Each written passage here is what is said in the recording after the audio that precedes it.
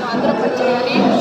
మీరు మెట్టుకూరు ధనంజయ రెడ్డి గారు నిన్న మాట్లాడిన మాటల్లో నేనైతే ఆయన ఒక డ్రామా కంపెనీ లాగా నాకు అనిపిస్తూ ఉంది.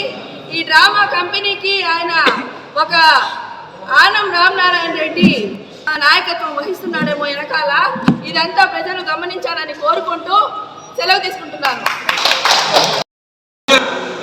వెంకటగిరి నియోజకవర్గ 6 మండలాల ప్రజాప్రతినిధులకు, పట్టణ ప్రజా పౌరులకు, ఇక్కడ ఇచ్చే కౌన్సిలర్లకు, నాయకులకు, పత్రికా విలేకరులకు, ప్రింట్ మీడియాకు, ఎలక్ట్రానిక్ మీడియా ప్రతి ఒక్కరికి పేరు పేరున నా ధన్యవాదాలు జరుపుకుంటున్నాను.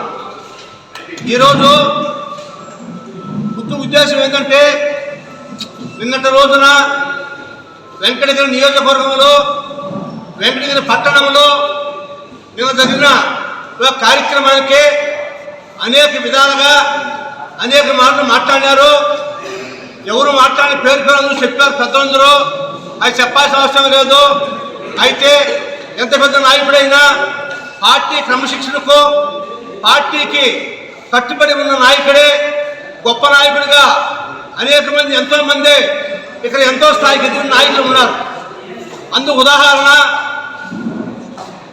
85లో మన ప్రీతమ నేత, మహోన్నతమైన గొప్ప నేత జనార్దన్ రెడ్డి గారికి వెంకటగిరిలో అసెంబ్లీ టికెట్ రాకుండా కూడా అంత పెద్ద నాయకుడు ఆ స్థాయిని కూడా లెక్క చేయకుండా ఉండి పార్టీ రాకున్నా పార్టీ ఆదేశాలతో పార్టీ కష్టపడి పనిచేసిన వ్యక్తి జనార్దన్ రెడ్డి గారు.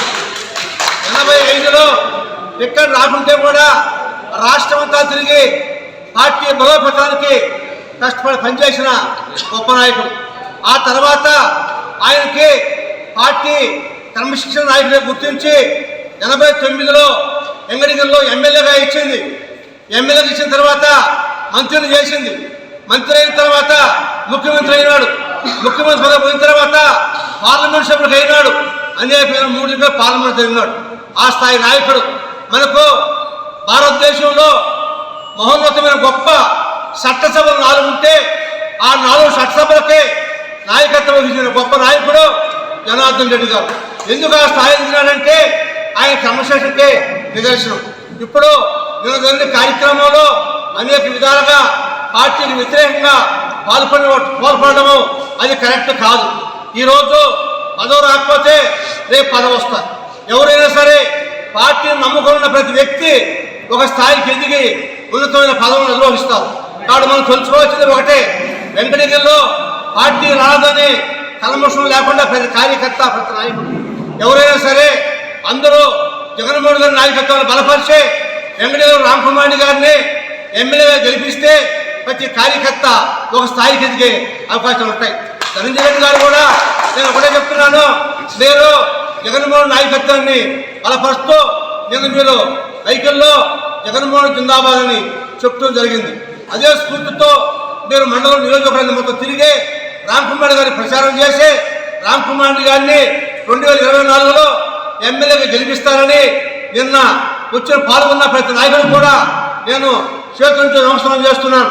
నాయకులారా, మీరందరూ కష్టపడి జగన్మోహన్ గారి నాయకత్వంలో పార్టీ ఆదేశించింది, హైకమాండ్ టికెట్ నిర్ణయించింది జనార్దన్ గుర్తుకే రామకుమార్ గారికి మీరు అందరూ కూడా 2024 ఎన్నికల్లో ఎమ్మెల్యేగా అఖండ విజయాన్ని గెలిపించి మీ నిజ స్వరూపాన్ని నిరూపించుకోవాలని నేను తెలియజేస్తూ ఈ అవకాశం ఇచ్చిన పెద్దలందరికీ నమస్కారం చేస్తూ చాలా తీసుకున్నాను.